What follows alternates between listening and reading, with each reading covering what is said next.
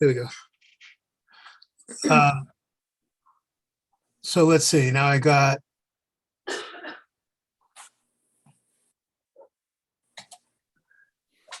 oh, Laurie said she wants to direct a message to Calvin to ask if she can help with his request. Well, I suppose you could email. Calvin, if you want to send your email address to Laurie. On the website. And so, and Laurie also asked that she wanted to discuss a plan for splitting a hive. Advantages to putting in a queen versus letting a hive raise on their own. I suppose we can cover some questions like that as you know, as we go in here later on, and if there are any direct, you know, just actual questions, we can sort of address those at the end too. What I thought was I had, like I said, Steve can't make it, so Lily, Cindy, Lynn, and my idea was that we would talk about some things. My thinking was that it was going to be things I learned the hard way in beekeeping. You know, Sarah had said that maybe, you know, the kind of a theme would be, I wish I knew then things I know now, which is sort of the same thing. And my reasoning for that was that I think back, you know, and I think over the years now, I was thinking about survival rates and so on as we go along, and our survival rates increase. And I start thinking back to the past for some history to try to put two and two together on a lot of these things, you know, because we're going into our 13th year, and coincidentally have this year overwintered 13 out of 13 colonies that we went into the winter with. But I think back to early days of losing, you know, having one hive and having it die over the winter, and having two and losing them both, and having three and maybe one survived back in the first years, and think about the kinds of things that we were doing, like, you know, dusting bees with powdered sugar to knock the mites off. And these were these are the methods that she used at the time, where we would take, you know, open up the hive and take a window screen and put it over the top, right across the top bars of the hive, and dump I don't know, I think it was a half a cup per brood box of powdered sugar onto the window screen, and use your brush to spread the sugar out and let it rain down onto the bees. And it supposedly knocked the mites off the bees. They fell through the screen bottom board and couldn't come back up again. And what we've learned now is that since the mites are actually, for the most part, I mean, there are phoretic mites crawling around on the backs of the bees, and I suppose the sugar would knock some of those off, but the mites that are really doing the damage, you know, are embedded in between the abdomen segments, and we know now that they have, I don't know, you know, sticky cups on their feet to hold on to the bees. And the powdered sugar doesn't knock these mites off of the bees, which is another thing that you learn, that doing a sugar roll as a mite count isn't the best way either, for the same reason, because the powdered sugar doesn't always knock the mites off of the bees. And using alcohol, of course, does, because the bee dies and the mites fall off when the bee dies. But you know, so sugar dusting wasn't working. We thought that we were taking care of the mites, and our colonies were still not surviving. And then further along, we went to the point of starting to actually treat with mite treatments. Mite-away quick strips were available back, I don't know, probably 2013 or so. And the treating by the calendar, you know, we're told in our bee schools and all, we're teaching August 1st was originally the date. Do a mite treatment on August 1st and you're all set. And now I know, you know, now we know that the mite populations actually increase after August 1st, even if you do that treatment. And what we were doing at the time was we were doing a treatment, and it was a formic acid treatment. So yes, you were reducing mite counts in the hive, but we were then, closing them up, and boy, I'm all set for the year now. And then now we know, mite populations then explode in September sometimes, and maybe even into October. The winter bees get compromised, and the colony doesn't make it either. They either crash from viruses in December, or they dwindle in February because the winter bees are dying off because their lifespans will shorten because the mites damage them, and the new brood can't be raised because they don't have the vitellogenin counts so low, and they can't manufacture brood food in the absence of pollen. So, and those are some of the effects that we would see. We would see both fall collapse and spring dwindle. So as it turns out now, as we think back, that it was our own mite testing procedures that were inadequate. We thought, oh, I test for mites, sure. I'm not test, I treat for mites. But the colonies aren't surviving anyways. And nowadays, when we're stricter about doing our mite counts, treating when our mite counts are high, doing a treatment in the end of August, regardless, and then doing a late fall, early winter, let's say, oxalic acid type dribble, that in the last, I would say 6 years, since we've really, upped our game on taking care of mites, our survival rates are in the order of 90%, or maybe even more.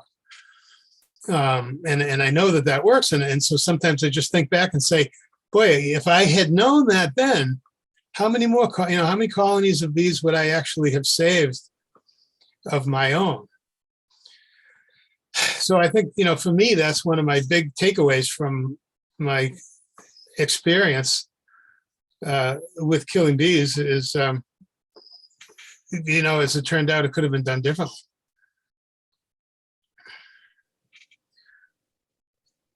So if anyone else has tidbits of things that they like, Lily, you think about any of these types of things that you wanted to share? Well, you're going to you've got the go-to person, because you know how many mistakes I always make, I think. But I'm an expert in mistake making. I think with regard to the mite treatments, I do. I think for me, the biggest challenge for me has been to stay on top of testing. And while I have finally embraced the habit, it's very hard to kill bees. And I think, one of the things that in the beginning, I think, I had as you all know, I had a very great mentor from the very beginning, Dr. Jane Dennison, and she taught me right from the beginning, to do it. But when she wasn't present, especially during the pandemic, I could get a little lazy. I have learned how important it is to do that. And so I agree with you there. It's not just about figuring out the right treatment. And in your case, you probably followed the rules from the beginning much better than I did or whatever. But I do think, embracing the whole basic best bee practices, beekeeping practices, it really, really matters. I think if, I suspect that anyone with experience in this group has, from time to time failed to test on time, and you never really know whether that's the problem. I think with my testing is you may, you may not know what the cause of your high numbers in the fall may be, unless you've tested. I mean, if and I had very high numbers in the fall this year, but I tested and treated, which I think leads to, for me, something that I did, and I don't want to change the subject, but I think one of the things for me that is a very big challenge is because I consider myself an intermediate beekeeper, and I think it's very challenging to figure out. I'm in an urban set, I'm in, in Providence, on the east side, and knowing when the dearth is happening. And I've finally figured it out, I think, but figuring out when your bees aren't getting nectar is a really, I think, is challenging for a new beekeeper. And I think, how to recognize and manage a nectar dearth is challenging. And, a strong colony could easily attempt to rob a weaker colony of their nectar stores. And that has happened to me. And, a colony can be stripped of its food supply, and the fighting and the dying between bees begins, and that opens the door to other predators as well, and who attack the colony and until it's destruction. And I've seen that happen, and it's really devastating.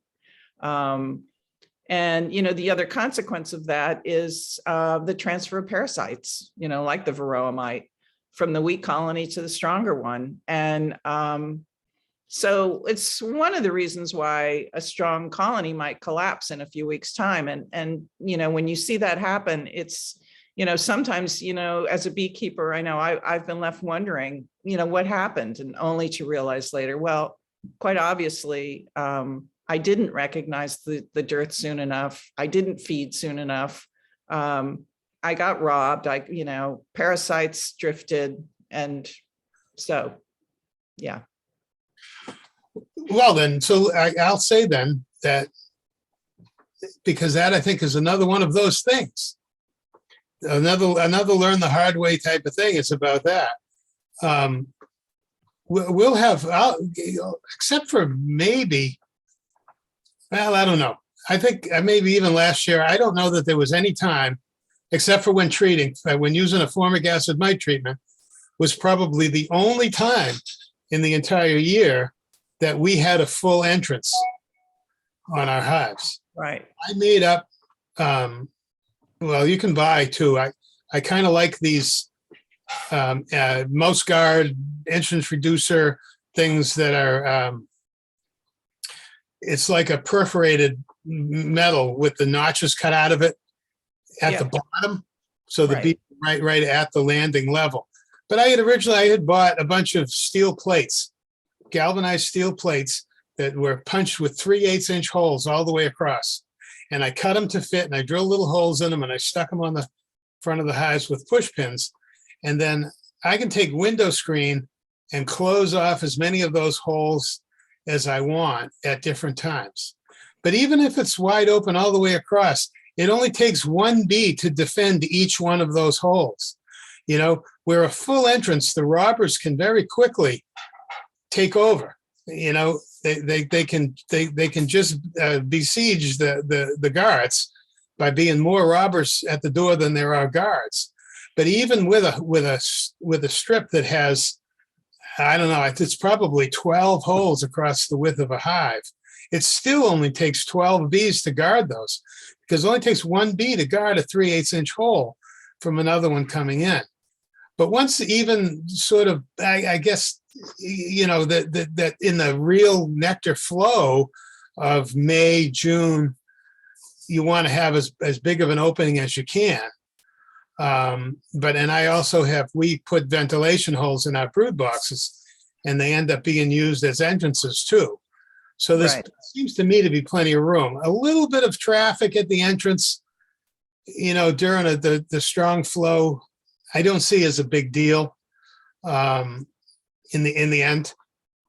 And then you're always ready, because that's one of those things I learned the hard way too, is you didn't get the robbing protection on soon enough. And, one day in August, many years ago now, but I mean, I still remember it. I'll never forget it, because I walked out my back door and the air of my backyard was completely filled with bees. I mean, I had never seen anything like it in my, probably 6 or 7 years experience at the time, that they were just bees back and forth across my yard, the back of the house. And it was just far more than any normal, foraging traffic went down to the hives, and it was a nightmare down there, And I quickly started closing entrances, screening off ventilation holes and everything. And we had one, which was we only had, I think we had 4 colonies at the time. And the weakest one of the 4, was just decimated, and we actually lost them. Yeah. And I said, Marion and I talk about it and said, that's never going to happen to us again. Yeah. So, so then I would always be ready with pieces of window screen to tack over the ventilation holes and everything. And now I've got these plates that have, you stick it on with a screw or a push pin, and you can rotate the plate to either an open hole or a screened hole or a closed hole over my brood box ventilation holes. And I can quickly just take a piece of tape and tape up some of those holes in the entrance bar. And I have not experienced any robbing since, we started to keep the protection on all year long, because, the way the weather's getting, and it's going to get worse, though, as climate changes, you don't know when there's a dearth coming, and the way you don't want to find out is that you're being robbed. One of the ways that you will find out is by you're doing your inspections now, looking for the presence of nectar. When you start to pull brood frames and they don't have the nectar up in the corners, over that brood, then So, people will ask me, well, when should I feed my bees? And, my answer to that, which is my answer to many beekeeping questions, is when they need it. We had one colony last year, and it turned out to be, it was their particular genetics, that the queen was very sensitive to incoming food supplies. And we had a little bit of a shortage in July. I didn't really notice it in the other colonies, but this one colony, we just noticed that the queen has basically stopped laying. And what month was that? We also seemed to be a little bit short on nectar stores. So we fed one colony out of 8 in July. And she picked up with her laying again. And then, we actually had a fall flow last year. And that situation improved. Yeah. So, it's really just by observation. You should always know, we're doing an inspection. We start to pull out some frames, and I'll turn to Marion, or she'll turn to me and say, you're noticing something here? They don't have any food. And so you feed. You got to be ready, at all times, or at least to be able to react quickly, to make up some sugar syrup and get it on there as soon as you can. So it's absolutely hard to predict. But I think one of the things I've learned is that it's easy to notice if you watch, if you know what you're looking for. And it's very easy to protect against the robbing if you do it before the robbing starts. Exactly. So there's another thing for you. It's a devastating experience. It's devastating to witness. It's almost impossible to stop if they're really wild, if they're really at it. And, when it happened to me, I'd never seen anything like it. I threw a sheet over the hive, and I got the hose, and I closed up all the entrances first, but with a sheet and wrapped around it with a rope, and it didn't work, and it was. You're right, because I went out and put sprinklers on, and if it's a robbing situation, that helps. But you got to plan ahead. You got to have, every time you're going to do an inspection, I think the one thing I've learned with beekeeping is you have to be prepared when you go in to act on whatever the situation calls for, because you never know what you're going to find. Yeah, I always hope for the best. But if you go in and something needs to be done, you need to have a mite count, or there's robbing, or they need to be fed. You got to be prepared to take action. Don't take a few days and think about it. Have a plan and get it done, because it's going to benefit your bees tremendously. Right, which is the just do it philosophy of beekeeping. It's hard that life gets in the way sometimes, but that's another one of those lessons that you learn too, is that, oh, look, queen cells. Well, I'll come back tomorrow and split this hive. And then you come back tomorrow and try to get them out of the tree. You know, that's just, when you do spring inspections, you better have nuke boxes ready and everything else. And you see them, you do it, you know, you just do it. So I think that's a very important lesson, Lynn, and I'm glad you mentioned that. Because I learned that the hard way, you know, I learned so much the hard way. I've been doing this a long time, and I've made lots of mistakes. And we want to share those things with the newer people so that maybe they won't either. Were you saying something, Sarah? Yes, yeah, we have a question while you're talking about inspections. How often do you inspect hives is the question. Oh, I didn't see that one. Oh, I think it was sent directly to me. Oh, I myself in the spring, you know, during the whole swarm season, say from you know, it's going to be pretty soon, really, in April around here. I was looking back at records, and that's something else that's really important too, is to keep records. That we did our first inspections on April 10th last year, and actually found capped drones Wow. on April 10th. And we did our first splits on April 24th. I did too. So to say one thing to start is, I don't like to start doing inspections until I know there are queens available somewhere. You know, so I'll write to Glenn and say, when are you going to have queens? Not that I'm necessarily going to be buying one, but I would want to have one just in case. Because, and I did it. I did it years ago. I did, you know, got a nice warm day in March and actually did an inspection. And then when you stop and you think about it and you say, well, you know, what if I rolled that queen in March?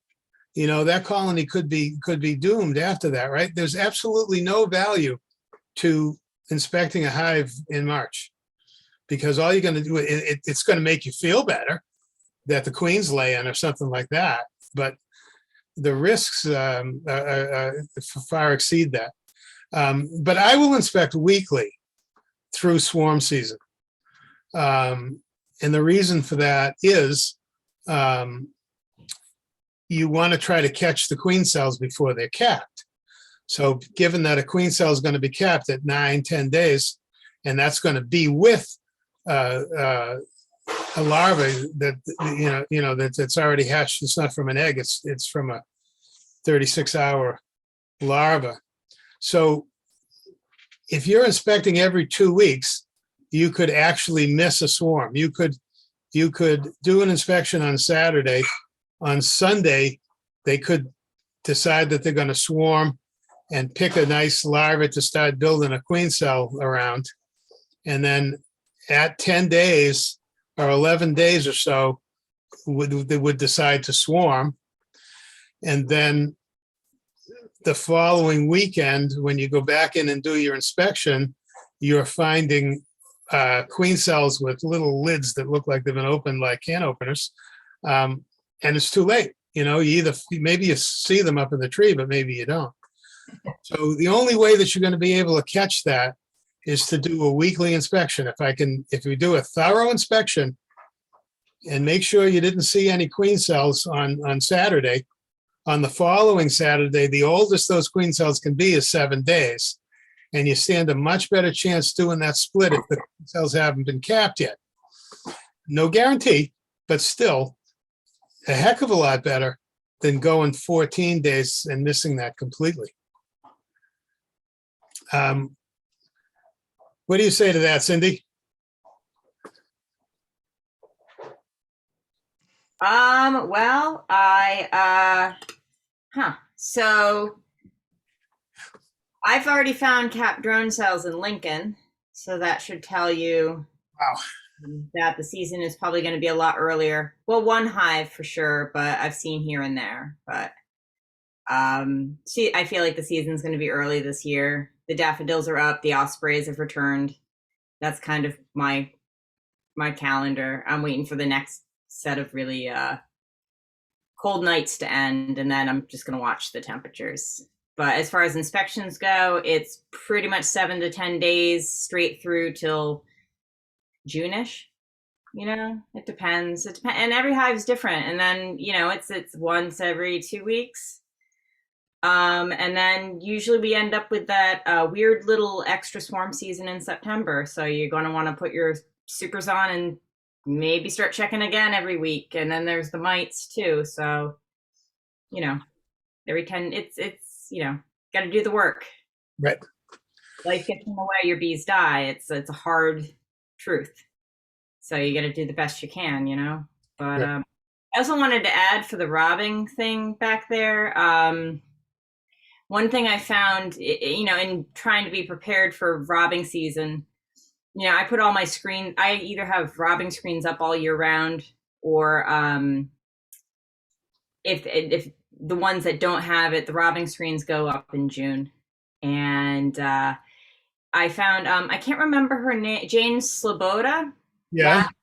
She it was a meeting, and she mentioned that she brings towels out with her when she is inspecting during the dearth. So if you are inspecting, you notice that bees are going crazy, throw a couple towels in your kit, keep everything covered up as you're inspecting. You can even go so far as to take a towel, a piece of burlap, piece of canvas, and stick it over like 3/4 of your hive and do frame by frame.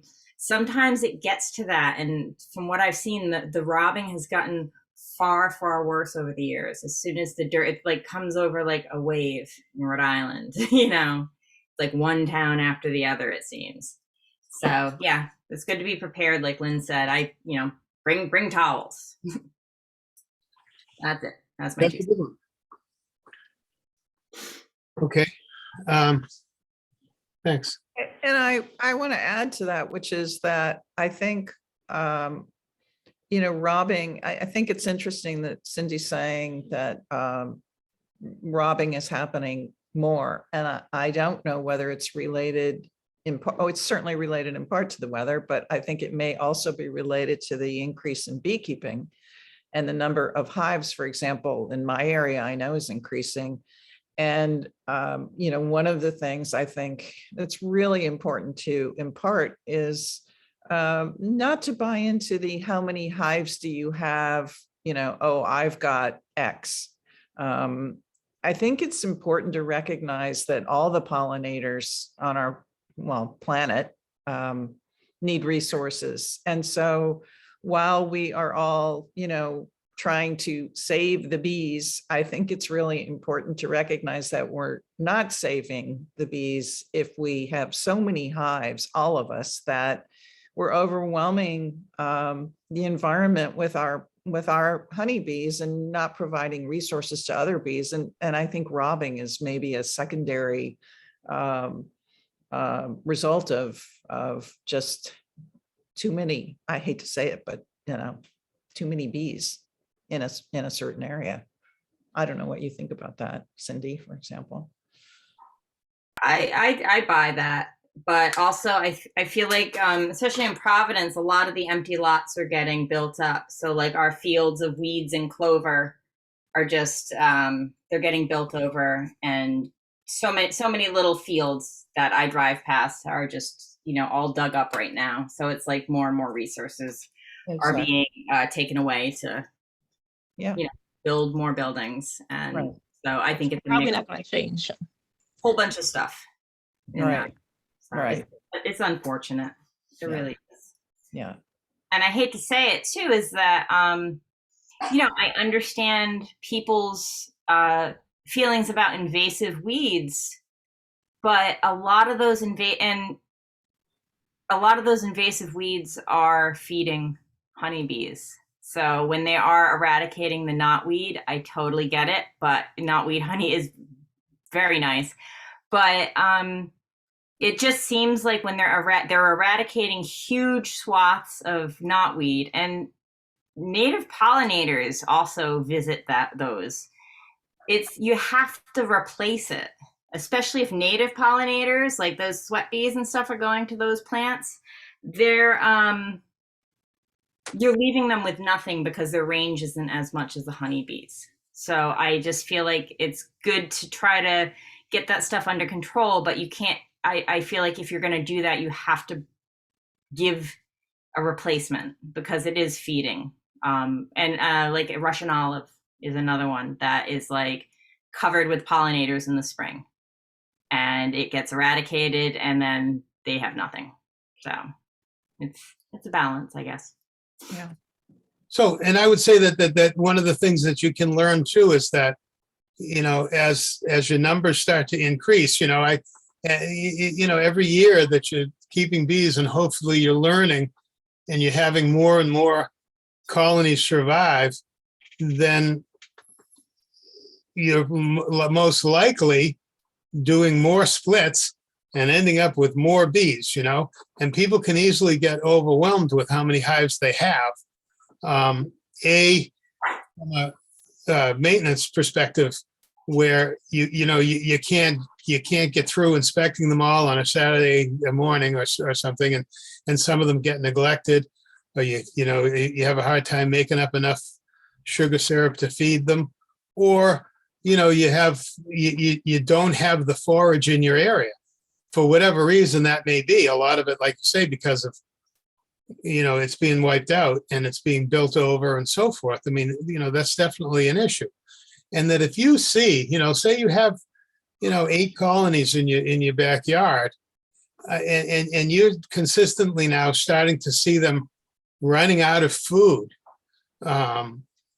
in times of the year, maybe that they never ran out of food before. Maybe it's a time to make a decision about maybe you have too many. And some people often ask the question, how many colonies can I support on my half acre, my 1 acre, whatever it is? And there's not really a straightforward answer to that, because a lot depends on what forage is available in the surrounding area. Now, we plant as much as we possibly can on our 1 acre here, because we have no grass whatsoever. We have all other growing things to try to supplement what our bees get. But I know, that our bees are going out. I mean, we have some maple trees, but there's a lot more maples in other areas. And I know the bees are going to these maples early in the year.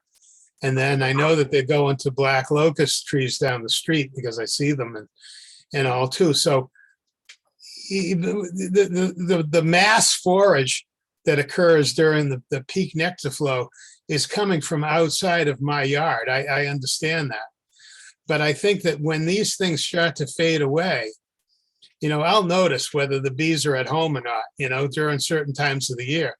When the black locusts are blooming, when the lindens are blooming, and there's a lot in our area, I don't see as many bees in my yard, But when those guys are done, and now it's the perennials that are feeding them, or some of the the minor trees and shrubs, they're back home again, because there's not as much available out there.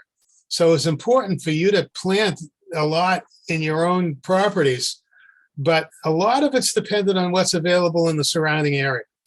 So like I said, it may become a hard decision, that you need to reduce the amount of colonies that you have. So maybe you have 8 and you lose a couple over the winter, just stick with 6. Maybe you lost a couple because they didn't have enough food stored. So that would be a good indication that maybe you have too many. And then when you're making those splits in the spring, you consider selling them, have them inspected and sell them. I mean, I could have had even more last year. We had 8 colonies. We ended up with 13, and I sold 4 nukes because I just knew that we didn't really have room for any more, so I don't want to have more than 10 colonies here in my yard. I've got 3 at a friend's house now, and maybe I'll find other places to put them. But you don't want to put them at the neighbor's house next door, because that's the same forage that your bees are going to, so these are things to think about for sure. And it may be lessons that you'll learn the hard way there too, is that your bees are starving. It may mean that you have too many. So that's definitely something to think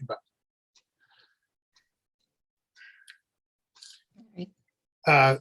So anybody, don't let me talk the whole time. And I'd like to talk about, I've been doing beekeeping since 2005. And last year I had a new package. And this will be a cautionary tale, but also give you hope if you're new beekeepers and things don't go quite right when you start off your new packages. One of the best hacks I've learned from this association, I'm not sure who came up with it, and I don't know what they teach in bee school anymore, but I used to hate shaking the bees in the box into the box and banging the sides and trying to get every last bee in there. Someone said, you know, put the queen in and put the package upside down on some dowels. If the queen's in there, you just put it on and walk away and go back at the end of the day when it's getting dark. All the bees just walk right into the hive. It couldn't be any easier. Instead of, you know, banging on the sides and trying to get all the bees in there, especially if it's a cooler day, just put an empty box over it while they're doing it. I go out at the end of the day, I take out the package, it's empty, and I just let them get to work. That's the best hack I've come across in the past few years. This past year, I had a new package, installed the package, went in to check on the bees, see if the queen got out, and my queen, this is the first time it ever happened to me in many, many years, queen was dead in the cage. I was like, oh, great. So I made sure that, you know, there wasn't another queen in there, there were no eggs. I got a new queen, and by the time I installed her, I put her in. By the time I did that, I had laying workers. And to make matters worse, because I was feeding them syrup, I ended up with a carpenter ant's nest in the inner cover. So everything that could go wrong was going wrong with this hive. So I requeened. The new queen got down to work, was doing what she should be doing. I tried sprinkling cinnamon around the hive to try and deter the ants. That didn't work. I ended up doing diatomaceous earth. That did work. So that got rid of my ant problem. My new queen got to work. I went back, I don't know, I was checking on her. I go back to do an inspection, and there's capped brood, there's no eggs, no larvae, and they're making queen cells. So now what I do, I go, well, you guys, you don't like the queens I've given you. I just let them requeen, and they did fine. They didn't take off. They weren't going gangbusters. They just kind of plugged along all summer long. And my husband said, you should combine them. I said, no, I think they're fine. I'm going to let them keep going. That hive has made it through the winter. So I'll be doing a split on them very soon. It was just one of those packages that just everything that went wrong could go wrong. The laying workers, I took out the drone brood, and luckily I had other hives. I took brood from the other hives just to replace it, and they all get down to business and they survive. So it's like every time you go in, you just never know what you're going to find, and you just have to have a plan and take action when you can. So, and hope works.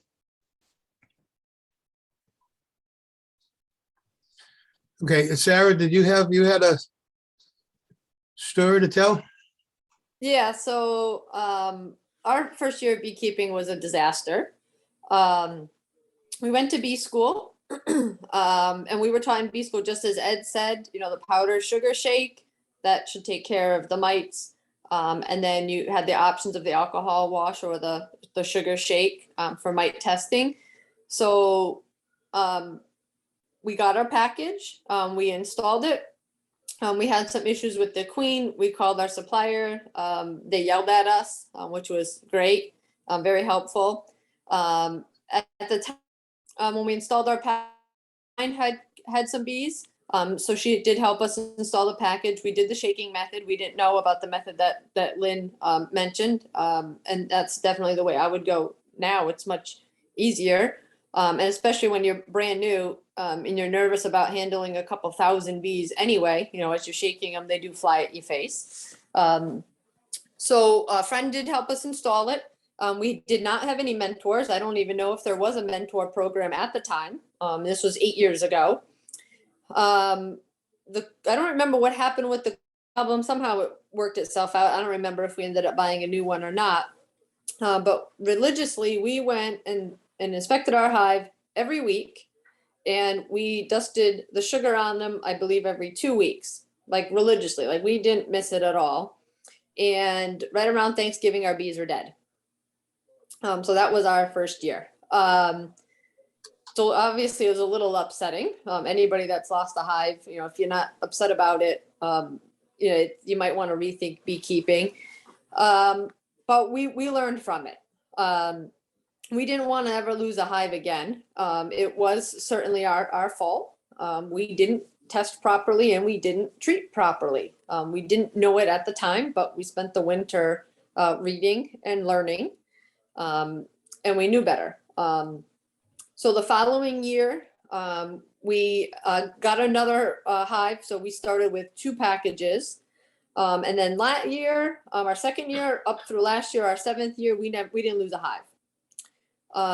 We learned from it, and that's a lesson that I think everybody needs to look back on. If bees die, if a disaster happens, which will happen, learn from it. They are all lessons. If you don't learn from it, that it's kind of a tough pill to swallow if it occurs over and over and over again. So we learned from it. So our 2nd year through our 7th year, we didn't lose any colonies. This year we did lose one full-size hive and 1 nook, but I was pretty sure the nook wasn't going to survive anyway. So it wasn't, kind of devastating. The colony that we did lose was a surprise. Other things that we didn't know when we started was in the kit that we bought was this little tool called the frame lifter. We could never figure out how to work the stupid thing. The little spring that in it, I think, fell off the first time we picked it up. Never used one since. Like our second hive, we bought it again as a kit, so that way we'd have a spare smoker and all that stuff. I don't even know where the thing went.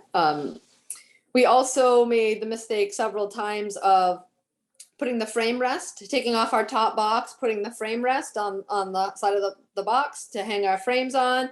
And then we put everything back together and the frame rest is still sticking out the side of the box. Oh, that happens. Yeah. And then, you laugh because you're an idiot and you do it more than once and then you got to take them all apart again. So there's lots of little things like that. I think I just figured out like 2 or 3 years ago, the little hook on the front of the smoker, you can hang it on the side of the hive. Nobody teaches you that. That's not something that really comes up in bee school either. And I didn't see it in a YouTube video. But your smoker will have this little hook sticking out the front of it, below the little hole the smoke comes out. You can hang it on the side of your hive. I've seen other tricks that I tend to use more often is I keep the smoker, I put the bellows right between my knees.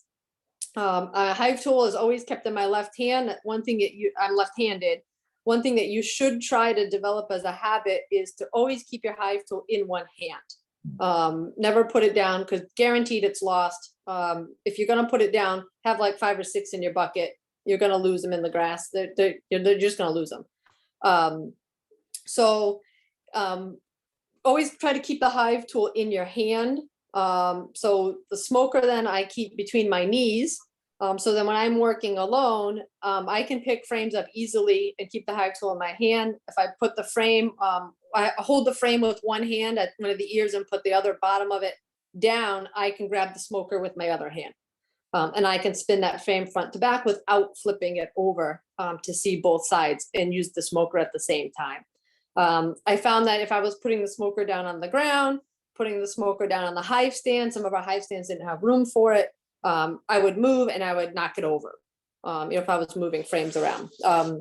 So those are little tricks, I think, that make inspections go a lot smoother.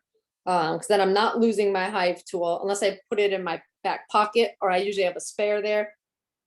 Because the hive tools are sharp, I have a hole in my back pocket. I walk across the apiary and the tool falls out. Happens all the time. But those are some little tricks. And I did get a couple other questions in the chat here. Just scroll back up here. How often do we inspect?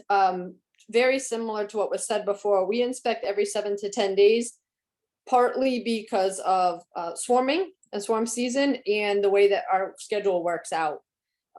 We have hives right now in 3 locations. When take care of one location, and on Saturdays we do the other location, and it just happens to work out.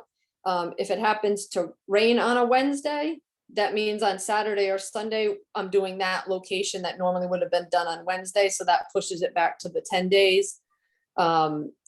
You know, and if it rains on a Saturday, then we're doing it on a Sunday. So those Saturday hives would get pushed to 8 days. But that's something that it just works because of our work schedule. There was a question about, are there any in-club options if someone needs to split but will not be able to handle it or would be willing to sell or donate the split off? That is something that does come up common. The same with swarms. You know, hive swarm, or people go and collect the swarm and then they realize they don't have enough equipment. One thing you should always do is always have spare equipment around, because you never know what's going to happen with your own hives. You may need to split and remove a queen to artificial swarm to save your queen. So always have extra equipment. But if you do end up with extra bees that you can't handle, a lot of people will share that out on the Facebook page. Either they just grabbed a swarm, they can't handle it, you know, somebody can come and pick it up, you know, you can just trade nook box, whatever arrangements, or if you know you're going to be making a split, you could sell it, or you certainly could just make arrangements with somebody to give it away, things like that. Let me just look here. Let's see. Lori did mention that the frame rest can be at a bad angle. Frames can slide and fall. That can happen. Yeah, and if your hives are a little bit out of level, that can certainly happen. Yes. And there was another question regarding late season swarming. If we do get a nice fall flow, as Cindy alluded to it a little bit earlier, you know, you do need to, you know, as part of regular inspections, pay attention. If you see a lot of activity at the entrance, you know, is it robbing? Are your bees robbing another hive? Or is there another nectar flow going on that the bees are traveling out to? And saying that, inspecting every 7 to 10 days, just to keep track of swarming. The big trouble with a late season swarm is if you don't catch it right away and you're waiting for them to raise their new queen, you're losing a lot of brood time. And if it happens in September, which happens, or even as late as October, the queen should still be laying as many eggs as possible to develop that winter bee population. And if you're waiting for a new queen, you know, and a new queen to take a mating flight, you could lose 2 to 3 weeks of brood production. And at 1,000 to 1,500 eggs per day, that's a lot of brood that colony will not have for the winter. We do have neighbors with bees. We did experience a couple years ago. We thought our bees were swarming. It was October. We were outside. We had in our backyard, we had hives in 2 different locations.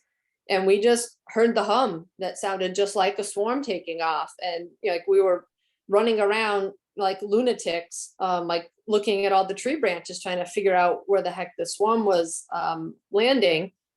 And then we just like stopped for a second and we just watched. At both locations, the bees were taking off and flying in the same direction.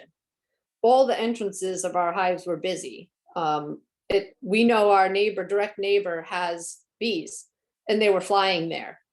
Our colonies were not getting robbed. They were robbing our neighbors. Our colonies that year happened to be a little light at that time. I think it was like 3 days later, we did an inspection. They were heavy. We also mite tested. Our mite counts went from, you know, like single digits, like 0, 1, 2, 3, to like 30, 40, 50. Because our neighbors' colonies were collapsing. Our neighbor, I don't know what he does now, but at the time, he just doesn't mite test, or he didn't mite test. He just treated by the calendar. So certain dates on the calendar, he put a mite treatment in. So every year now, we will mite test each bee yard once a week. So at home, we had, say, 8 colonies. On one Saturday, we will test 4 of them. The following Saturday, we test the other 4. Because we don't know when either our direct neighbor or there's another neighbor that's not far away as well has colonies, if those colonies are going to have a problem. And I'm sure there's many, many more colonies within, even a half-mile radius of us. But that's something that we do very, very diligently. Throughout the season, we just keep that same practice. And when we get into September and October, it's like clockwork. It's, these 4 are this day, this week, those 4 are the other week. If we tested them all in 1 week and we didn't pick anything up, and then we waited a full 2 weeks, the following day after we tested, they could rob the neighbors. And the mite counts can jump to 50, but we wouldn't know it for 2 weeks, and that could be devastating. So we do that in all our yards. So we do have multiple hives in all the yards. So that's something to be something to consider.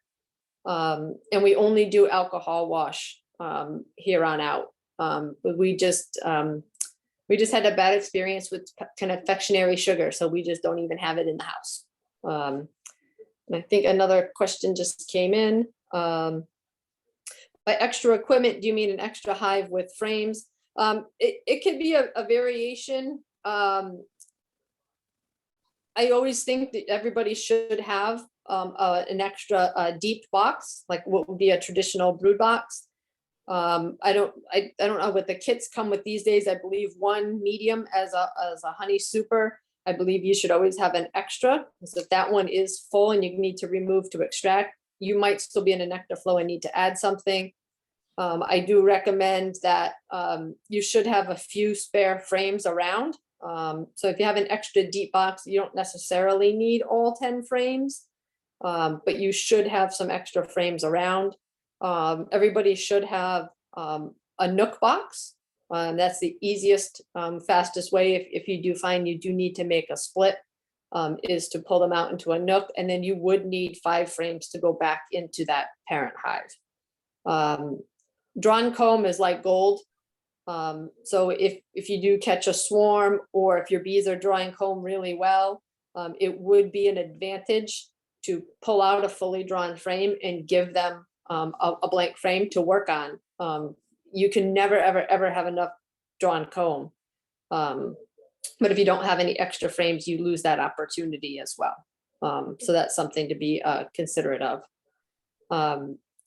Like outer covers are pretty rugged. Bottom boards are pretty rugged.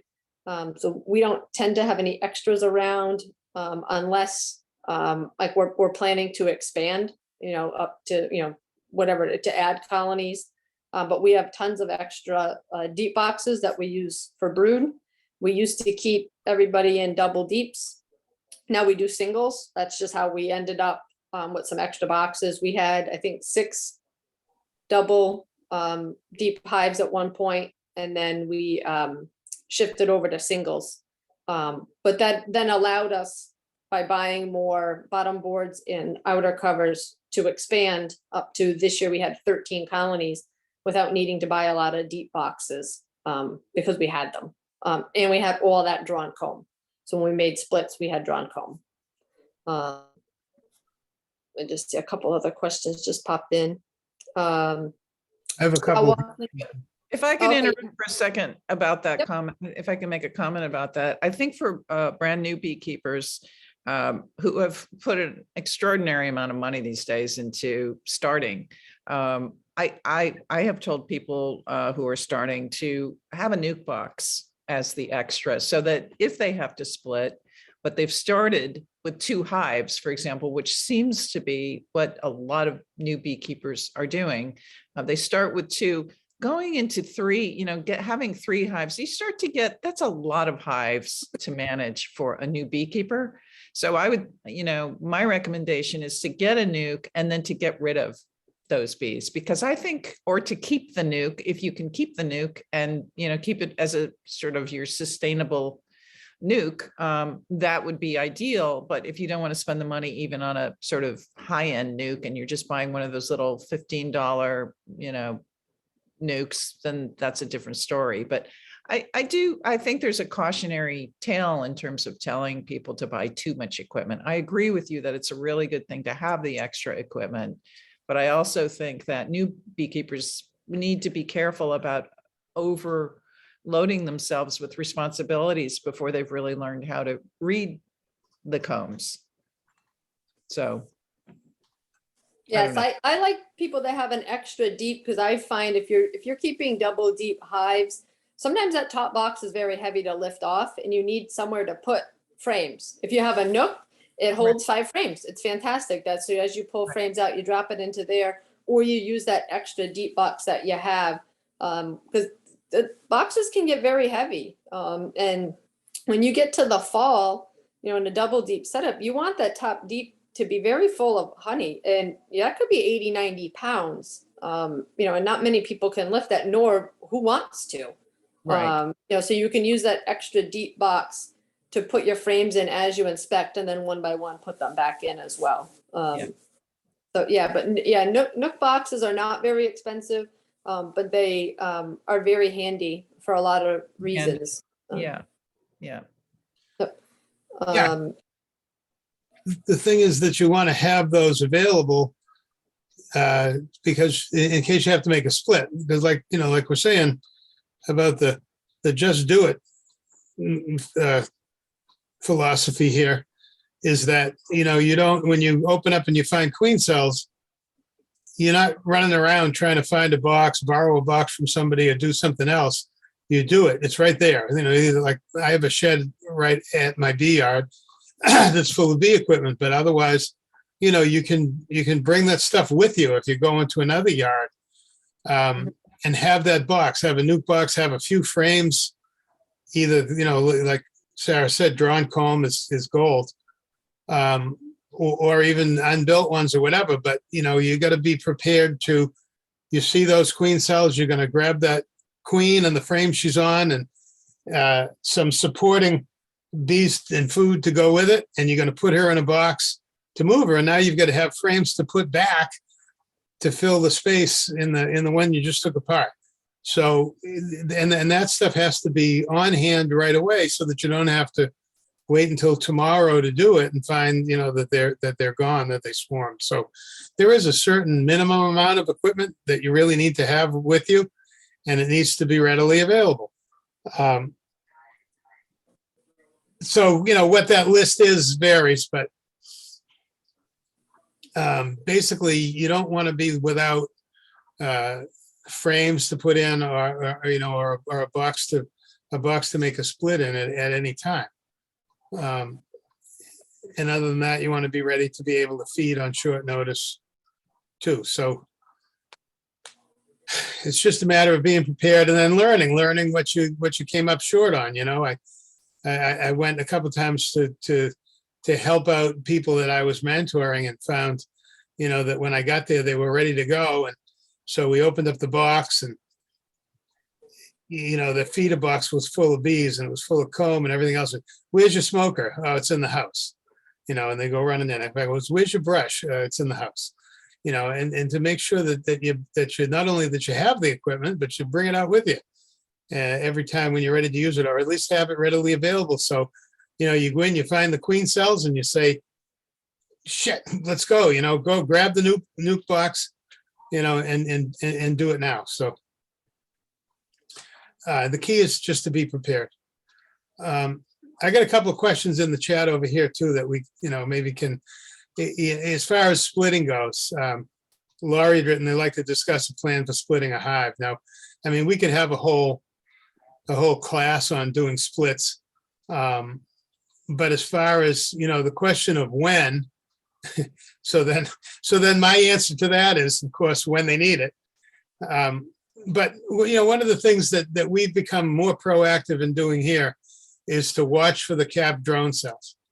So if you do an inspection, you find capped drone cells, that if those drone cells were just capped at 10 days, you now have 14 days before those drones emerge. And usually the hive will initiate its swarm preparation about when those capped drones emerge. Even though the virgin queen from the hive is not going to mate with the drones from that hive. It's just a matter of, the bees knowing what their environmental conditions are, right?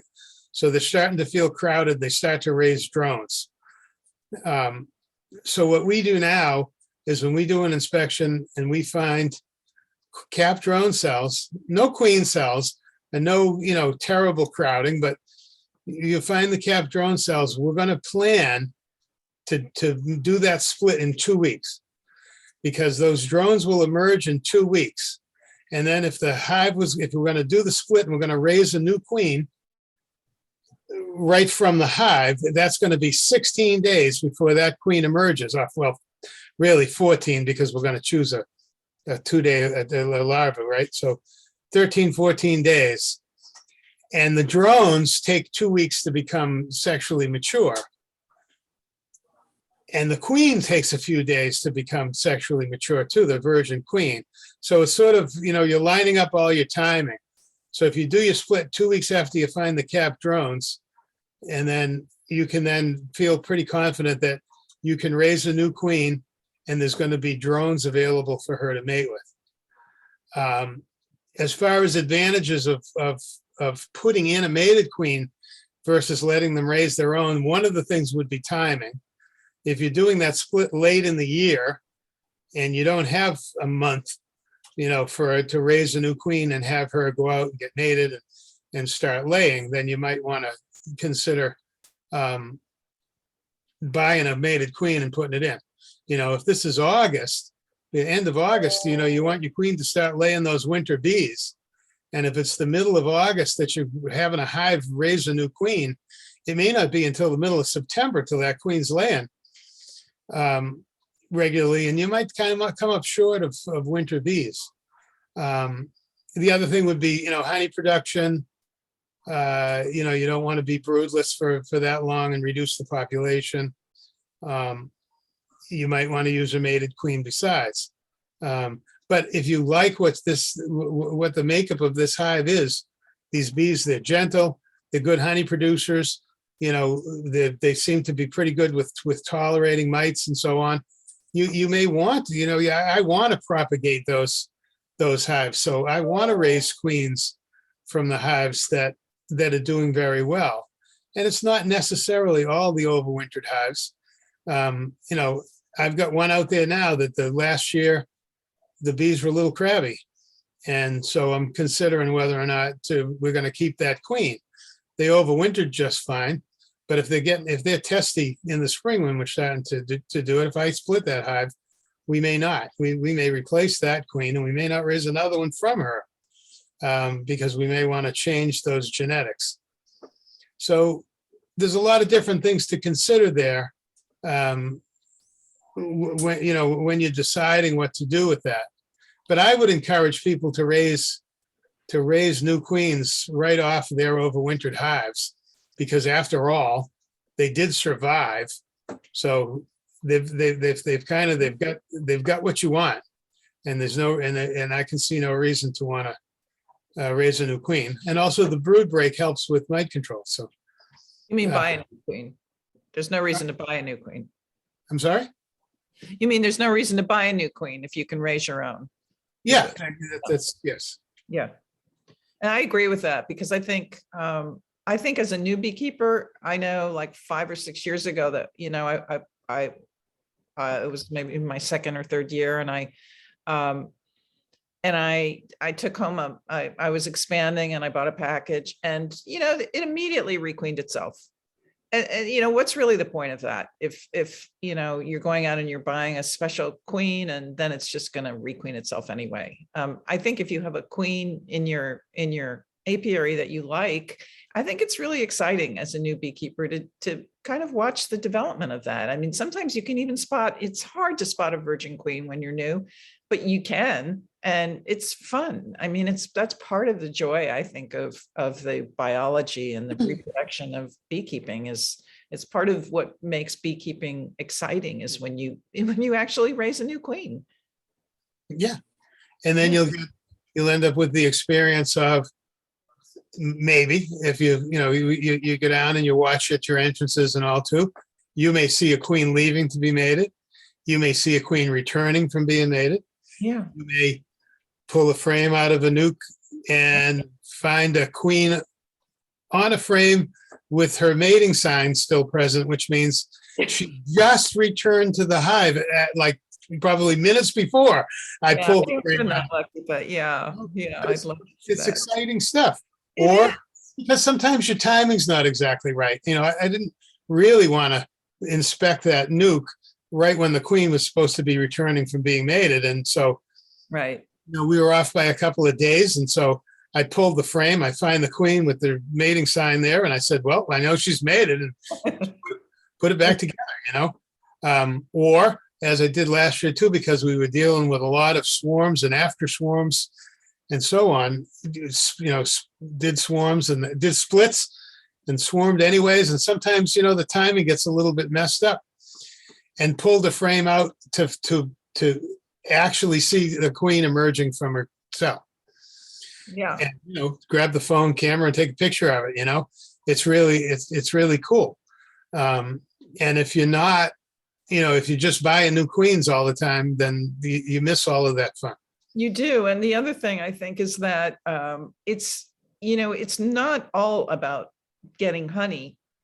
Yes, you'll get more honey if you go out and you buy a new queen right away, but you also are giving up that experience of raising your own queen. And sometimes, getting all the honey you can get isn't what it's all about. Right. Nice to have honey, but it is nice to have honey. But to me, it's not the joy of standing in my bee yard and like now, and having, on a warm day and having bees flying from every single hive in that yard is more exciting than harvesting honey. absolutely. So then I've got, somebody asked about, should we put, Maria, should we put supers on in April to give the hive room and maybe avoid swarming? Well, certainly you put your supers on as soon as possible. And, if in keeping single brood chambers, you were going to do that. You're going to put the supers on. It used to be a rule of thumb that I learned from, the old timer in Norfolk was, to tell people that you put your supers on when you see the dandelions blooming. But especially if you're doing singles, the new rule of thumb is to put your supers on when you see the daffodils blooming. Because you absolutely have to make sure there's room. But one of the keys to avoiding swarming is to make sure that the hive's that there's not space for the queen to lay. A lot of times I have found when running doubles is that there's a lot of excess honey that gets stored in these hives over the winter that the bees don't necessarily end up with access to. You've got the first two frames on either side sometimes can be full of honey, and the bees move right up the center. And you come spring, the bees are at the top. They're eating the supplemental sugar that you put on, and there are all of these full frames of honey in this hive. Right. And now this queen starts laying, and basically they think they're running out of room. So just putting a super on in that case isn't going to help, because if the hive's already congested, but certainly putting supers on will help. Once the serious nectar flow starts, to keep the hive from being too loaded with nectar and taking up space for the queen to lay. So again, that's sort of an observation thing too. If you're looking and you're seeing a lot of honey or a lot of nectar starting to collect on your brood frames, by all means, put supers on. Put two supers on. I don't know of any real harm in putting supers on too early, as long as it's not cold. Somebody making too much open space in the hive, it might kind of shock them. If I put supers on today and it's going to be 30 degrees tomorrow, that probably wasn't a good idea. Also, for new beekeepers, you wouldn't want to put a super on before all your frames are drawn out and your super's full. Well, yeah. At least 8 out of 10 frames are full. If you're feeding, you obviously don't want to put supers on. But if we're worried about swarming, we're hopefully not feeding. Right. So don't do both of those things at the same time. I've seen nectar flow starting earlier and earlier these days. And last year we did very little spring feeding at all, because it seemed like all of a sudden nectar was coming in. So Cindy, you've been obviously inspecting some hives. Have you been seeing nectar in the hives? I haven't started inspecting yet. The hive that I saw the drone brood, I could see the drone brood from the top of the top of the box. Yeah. But I haven't started any inspections yet. I'm actually waiting for this next little patch of really cold weather, and then Right. I'll start going in. But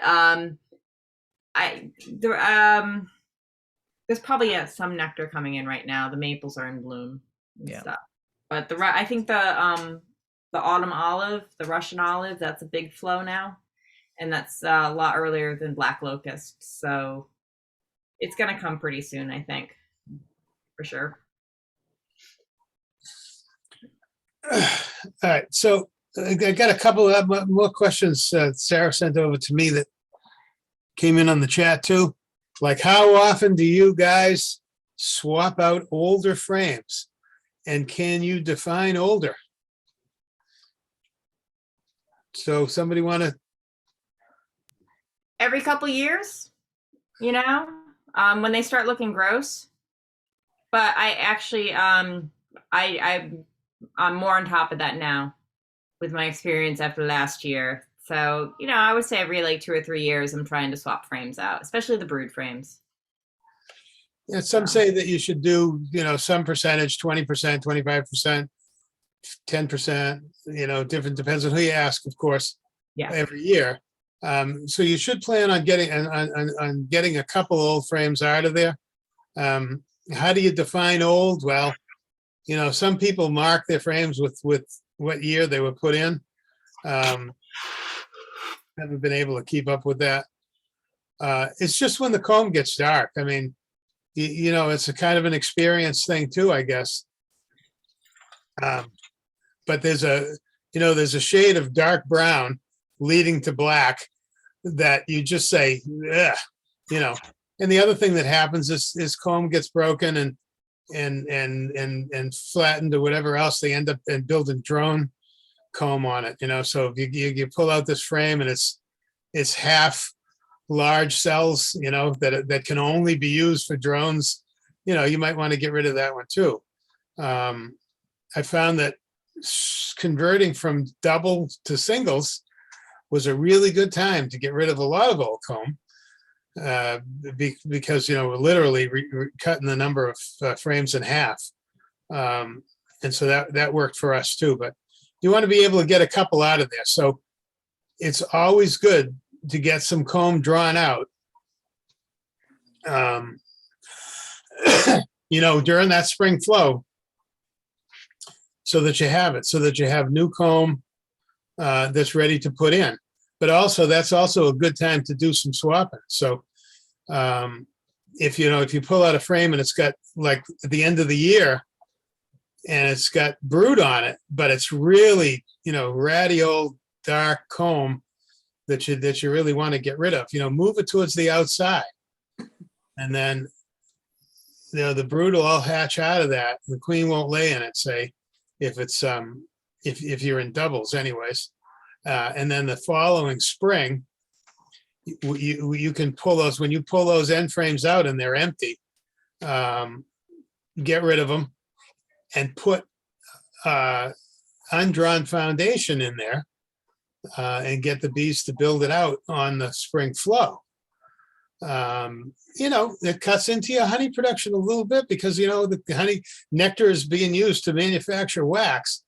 But, as Sarah said, I said once, I will say it, how many times, it was a trivia question I used in my test once, in a little trivia quiz too, is that, what do beekeepers most often run out of?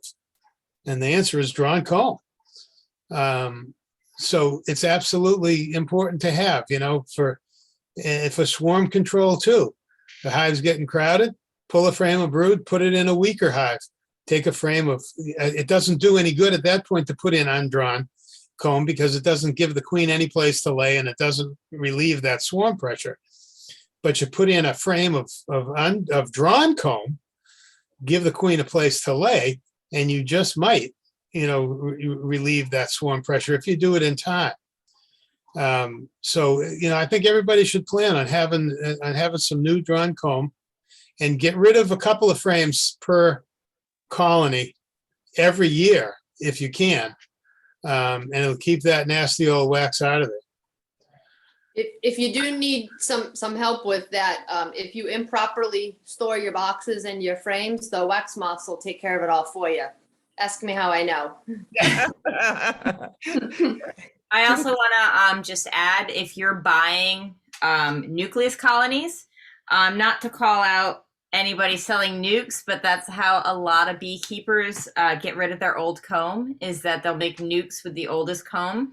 So I'm just saying that if you buy nukes, it's a good idea to just pay attention to those frames when you install them in your hive, because you're going to want to rotate those out as soon as you can. And if you want your bees to draw comb, I have a couple hives I want to draw comb in the spring. I'm going to feed them a little bit just to kind of stimulate them to do that. So. All right. And another good reason to get rid of comb also is pesticides that build up in the wax. Absolutely. And it's, it's just, and it could be, if you're using things like Amatraz, that'll build up in there too. So, and the problem with that is that you end up with very low levels of the pesticide present in the hive, and the mites then, when they're exposed to these below normal concentrations of pesticide, is how they build up resistance.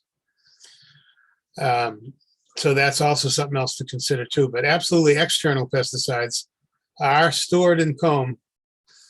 So it's another good reason to rotate them. So moving on here, I got a question about, do you always test after treatment is complete? How many days after?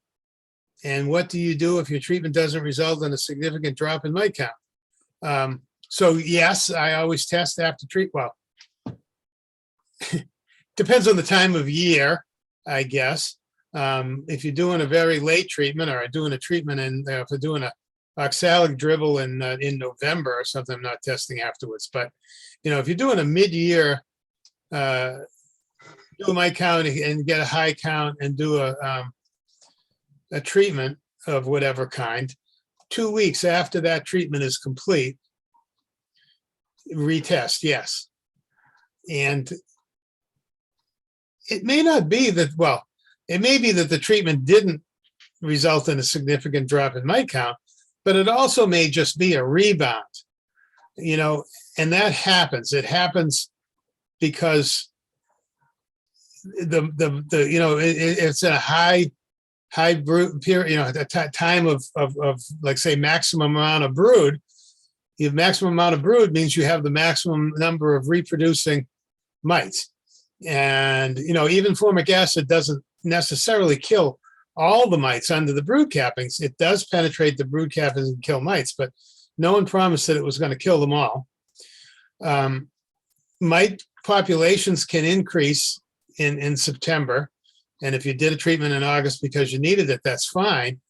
But that's the real reason to not just, become complacent about it and say, well, I treated, so now I'm all set, because it's not. So you do a retest. You also could have had drift of, mite infested bees from other colonies, whether they're yours or they might have been your neighbors. When we get a high mite count in the yard, I treat them all at the same time, because otherwise you might have one has a spike and it might, infest your other hives. But, another good argument for having robbing protection. But, drifting bees can move mites around too. So you could see a spike to, on your retest. I did last year. Had a one colony that ended that, we had our counts were low all the way into July. In fact, I think it was mid-August, the mid-August treatment test, And so this one colony ended up with a count of 13. And it was sort of a surprise because the previous count was, wasn't even over the threshold. So we treated them all with formic acid, 2 strips, everything done by the book there. 2 weeks later, did a retest, and that one hive gave us a count of 25. So why was that? Was the treatment not effective? Did they spike for some other reason? I don't know. But the answer to the question is you treat them again, is what you do. You can't just say, well, I just treated 2 weeks ago. I can't treat them again. You have to. We got a mite count of 25. I don't care when it is. You're going to have to treat them again. But I don't like to do repeated treatments of the same kind. So we actually did something different. But anytime your count exceeds the threshold, you need to do a treatment. I mean, treatments are harsh. They're hard on the bees and everything else, but mites are harder on the bees, So I don't advocate treating multiple times when you don't know what's going on. But if you get counts over your threshold 4 times in the year, then you treat 4 times in that year. So I don't care. And that hive that had the 25 count 2 weeks after the treatment is alive at the moment. So, I think we did a good job at that, taking care of that. And I also think that with the way our colonies have been surviving over the years here, we end up with a lot of 3-year-old queens, and we replace our queens after 3 years. And I've been replacing them from within the apiary, unless we add an occasional one for new genetics here. And there's some indication there's still work being done. It's something that I learned about doing a research in my Cornell Master Beekeepers program. I sort of learned about accidentally because it was just an exercise in evaluating a research paper. And it was a research paper about the fact that there's some indication that what we thought were mite-resistant colonies may actually be virus-resistant colonies. And that there may be some of these colonies that can tolerate higher mite counts because the viruses aren't affecting the bees like they do others. So it's a good reason to breed and raise new queens off of your survivors, because when your colonies are living through the winter, that they were healthy going into the fall, and obviously having a good mite treatment testing and treatment program is very important. But it also means you have these are healthy bees, and they could have developed some virus resistance. And I don't know that for sure, but it's still being worked on, and I'm actually going to use this topic for the final presentation that I have to do very shortly for my Master Beekeeper program. But I think there might be some credence to that, and all the more reason to use mite-resistant stock, as opposed to straight Italian package bees. In my opinion, is that some of these mite-tolerant bees may be virus-tolerant too. So that's just a plug for that. And is there any way to find out where other colonies are in your area? Well, I don't know. That's one of the things that Bee Club, being a member of a Bee Club does for you too, is that you meet other people and you talk and you find out. I find that, once I started keeping bees, I started to notice hives in people's yards that I never noticed before.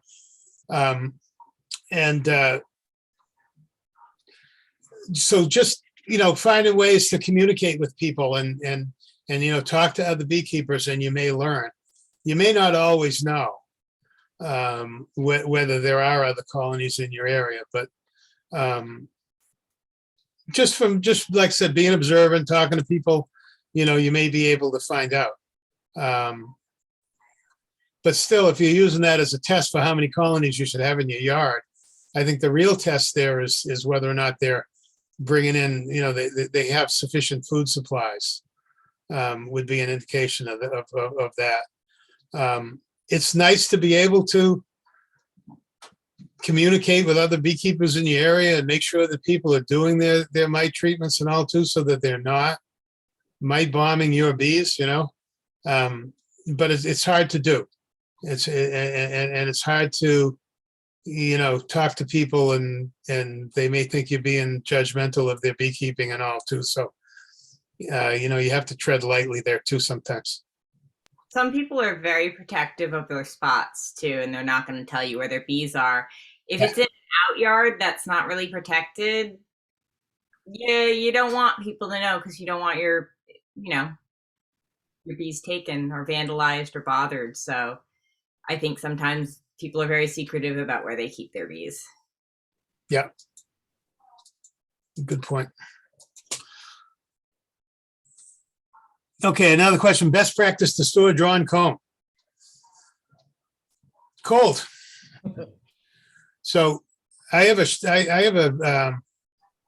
built a shed a couple of years back. I have a couple of sheds in my yard already, and bee equipment would find its way to various places where there was room for it. So I decided I was going to build a shed right out next to, pretty much literally in the apiary, or at least off to the side. So, I bought a bunch of lumber, and I just kind of winged the design and built a shed with a shed roof and so on. And of course, the minute I finished the shed, it was too small. But the shed has screened windows, and I just stacked it. So what I did was I put a couple of 2x4s on the floor. I made basically shims, just like the shim that you put on top of your hive for winter feeding, and covered it with window screen and put that down first on top of the 2x4s. So I've got air space underneath, and I've got window screen now. Stack up all my brood boxes with my, drawn comb and honey supers are in there too. And then another one of those frames with a piece of window screen on it on top, and leave the shed wide open for the winter. And that'll kill them. I know some people use mothballs. There's, you got two different types of mothballs. Paradichlorobenzene is supposedly not harmful. But I just wouldn't use it. I just wouldn't add chemicals in any case. So the best way to store them is frozen. And anybody else has something to add to that, feel free. Sometimes if you expose, I've done this with minimal success. I absolutely hate storing brood comb just because of the wax moths and whatnot, because they will crop up sooner or later. Mm-hmm. But and also, if you have honey frames and there's any sort of pollen in those frames, you will get wax moth in those honey frames. But if you put them on their side, and expose them to light, the boxes, that'll minimize wax moth as well. I don't recommend doing that outside, but if you have a covered I have a porch, and I usually put all of my frames that are questionable in a couple boxes, put them on their sides up where the sun shines in them, and that keeps the wax moth down to a minimum before it starts freezing. Or you just put them on a hive and let the bees guard it. Yep. All right, so a question was added there about how do you keep the mice out of the stored comb?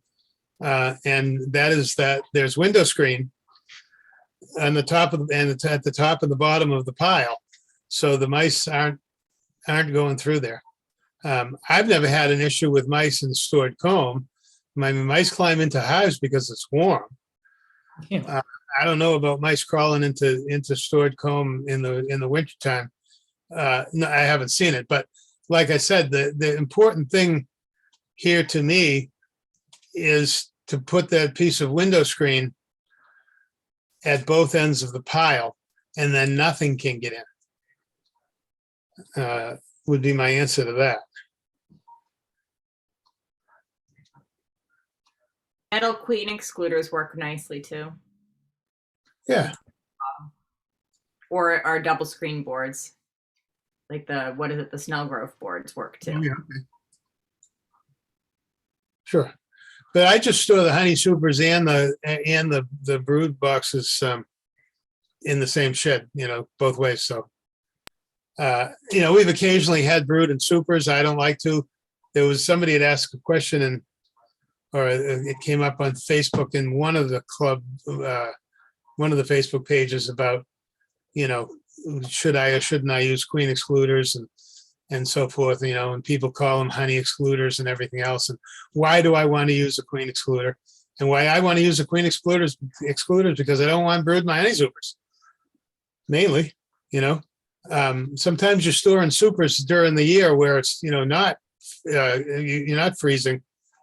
And if you've had brood in there, like Cindy said, if you had pollen in there too, it could be an issue with getting the wax moths in there anyway. So,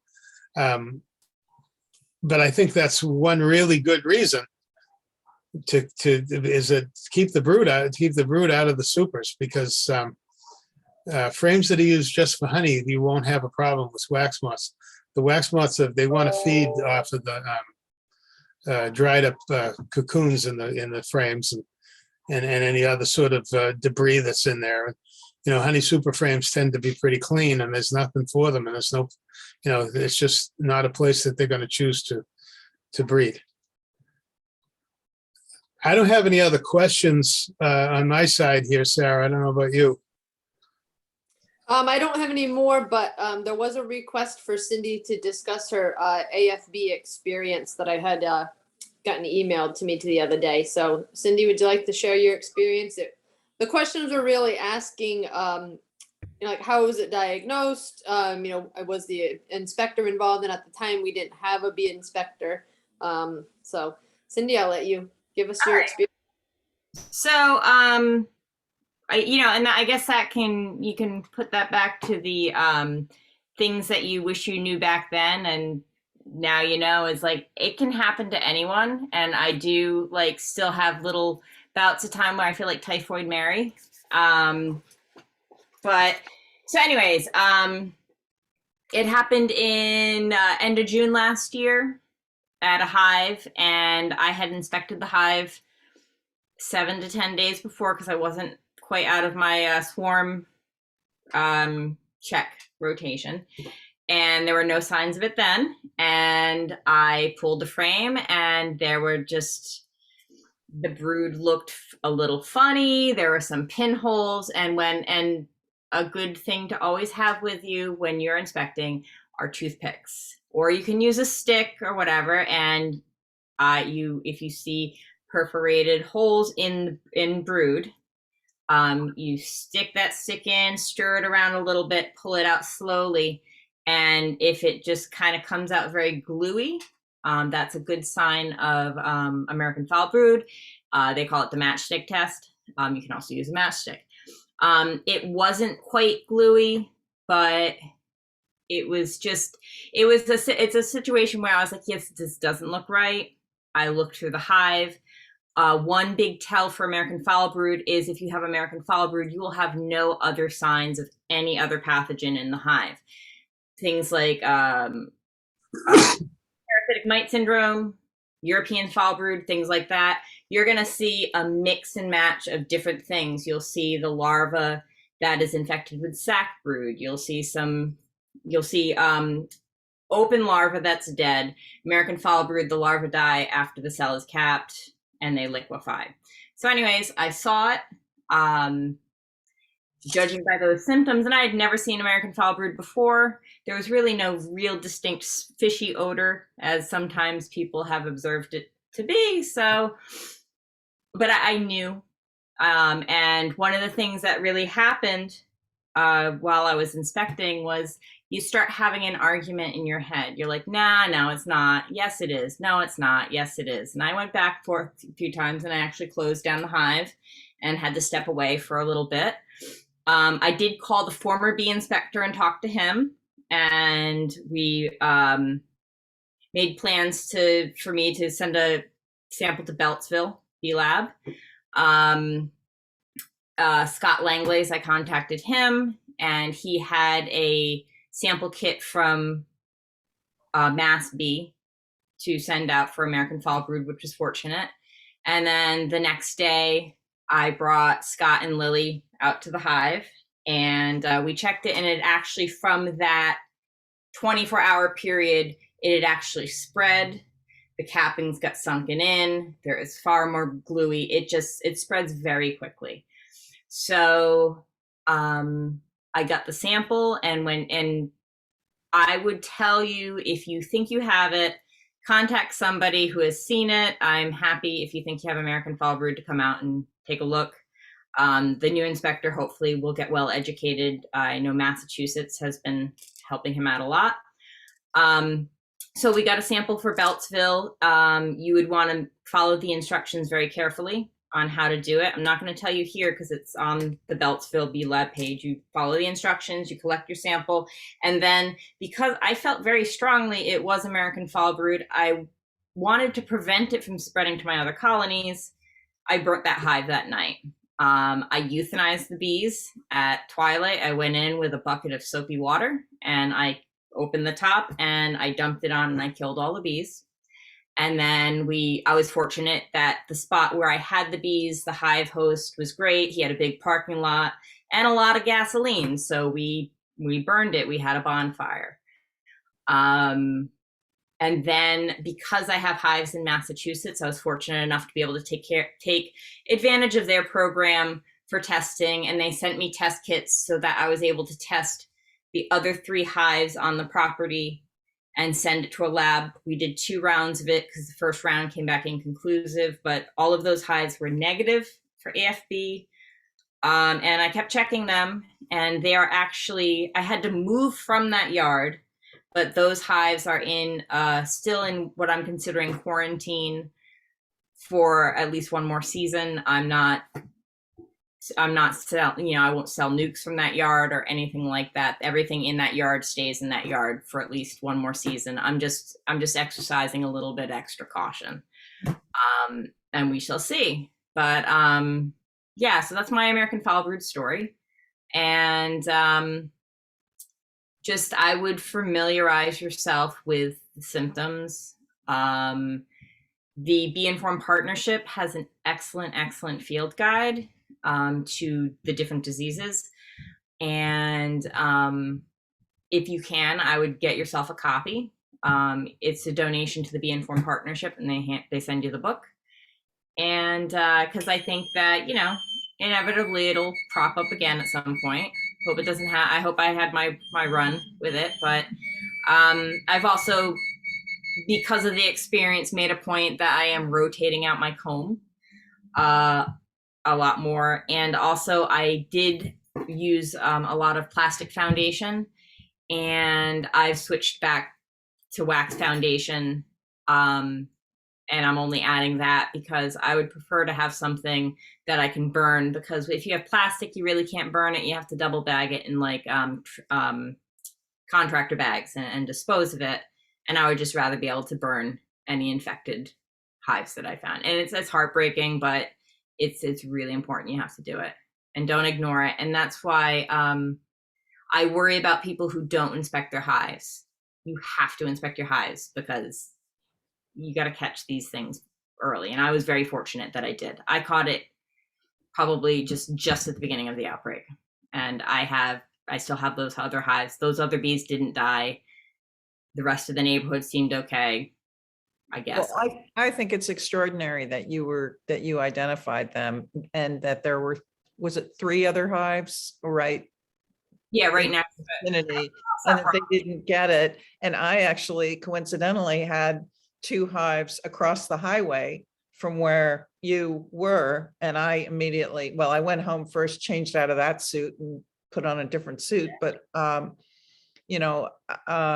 think that, I think it's very hard to recognize some of these diseases, Cindy. And I think it's really a valuable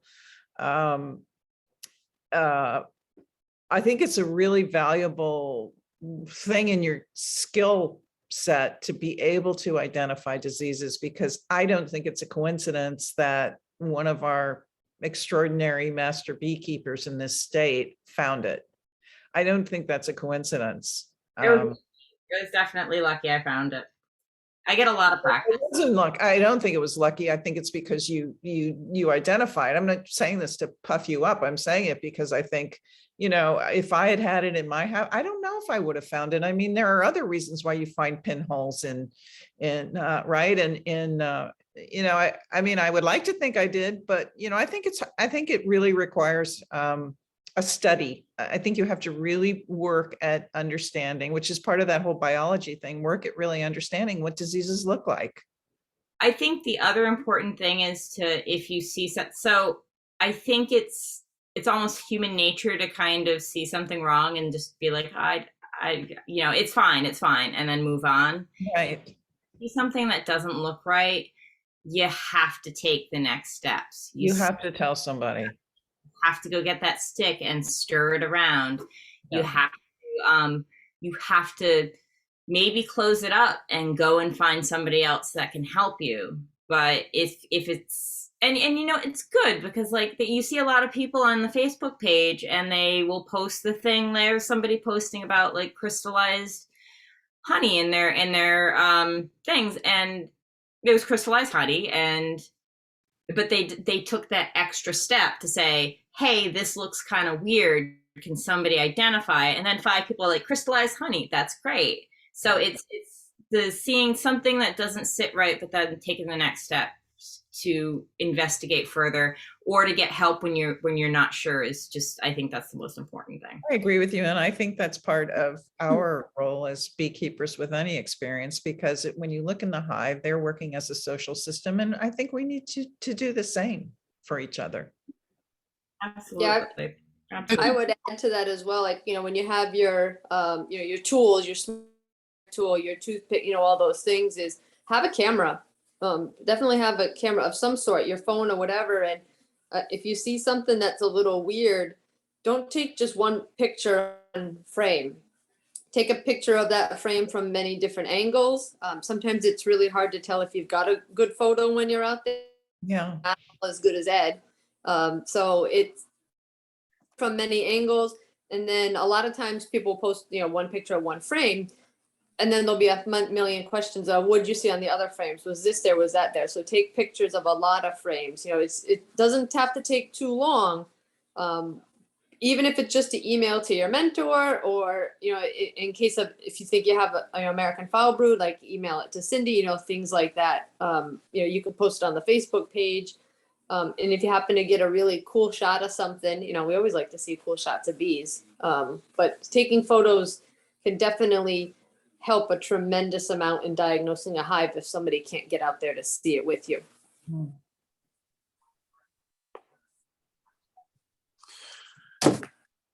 Right. And I think that's, that one of the important things from that, is that when Cindy saw something wrong, is that she didn't look the other way, pretend she didn't see it, hope that it would go away, or any of those things, Boy, did I want to. I really wanted to. Right. Yeah. But you knew it wasn't going to go away. Yeah. So that's that just do it thing. And also, there's plenty of people, available for you to ask. So, you can post on Facebook, you can call somebody, you can do any number of things. But if you're not sure of what you're looking at, find out what it is. Whatever way you have to do it, you have to do it. But don't guess. We don't know what these things are until we see them, and that's why it's important sometimes to, get with other people, be a mentor. You learn from mentoring too, I mean, I never had sac brood in my hives. So at the time we had one last year, but at some point I had never seen sac brood until I went to look, I went to help somebody with an inspection, and he said, there's something funny in this one here. and we pulled frames, and sure enough, it was sac brood. And then I did a quick search to kind of verify too what I was looking at, because sometimes there are conditions can be confusing too. But the more colonies you look at, the more things you see, and the more things you see, the more things you learn. We don't know everything. None of us know everything. I don't care who in this room has how many years of experience. You don't know everything, and you haven't seen everything. And there's no stigma attached to a disease, that brood disease or something like that you have. If you're European foul brood, American foul brood, any of those sorts of things, it doesn't mean you're a bad beekeeper. There are some things that maybe people get chastised for that have to do with neglecting bees, not testing, not inspecting, and not doing these other things. But just simply because there was a disease present in one of your hives doesn't mean you're a bad beekeeper. Please say something about it. No one's going to judge you just because you had a brood disease in your hive. Somebody may be going to get after you because you didn't do anything about it. But by all means, don't worry about it. It's always best to speak, and then everybody will learn something from it. Yeah, I'd add to that too, that when Cindy did find that outbreak, another thing that she did do was she shared it on the Facebook page, which is beneficial, is because then people that are somewhere in that area could all check their own hives. We were in a lag period with a bee inspector. Normally we would have had somebody start contacting people and start going out and inspecting. So there's no shame, like Ed said, is finding a brood disease. It's an opportunity to protect all the other colonies in the area and to teach people. There was a suspected case of European foul brood near URI, and I had never seen it in person, so I ran over there to look. Fortunately for the beekeeper, it was not, which means I still haven't seen European foul brood. So if anybody thinks they have it, let me know. But it's a learning opportunity. And as Ed said, mentoring is a huge learning opportunity. The more hives you can look at, by far, the more that you learn. And when we get back to in person, we'll go places where we open up hives, but you're going to see a lot more in meeting with people that are all around your area, or being a mentor, new beekeepers, meeting up with each other, and fumbling around together your first year and figuring things out. So. All right. So we may have exhausted the well of experience here, right? I don't know. We want to wind up, Sarah, or we're after 9? Yeah, I don't have any other questions in the chat. Did we get all the questions that you had? Yeah, I did. Yep. Okay. Yeah. So then we're good to go then. This was recorded, so I will get it onto our YouTube channel as soon as I can. Usually by tomorrow morning, it should be available on Zoom. Then to get it on YouTube sometimes takes another 24 hours or so. But when it's there, I'll share the link on the Facebook page, or you can check the YouTube channel, Rhode Island Beekeepers Association. As they always say, like and subscribe. That way you get notifications for when new videos do get posted. And we're working out what the plans are for the next meeting. We'll share that out in an email on the Facebook page, and the banquet's in June 5th. So mark your calendar for that. So have a good night, everybody. Thank you. Bye, gang.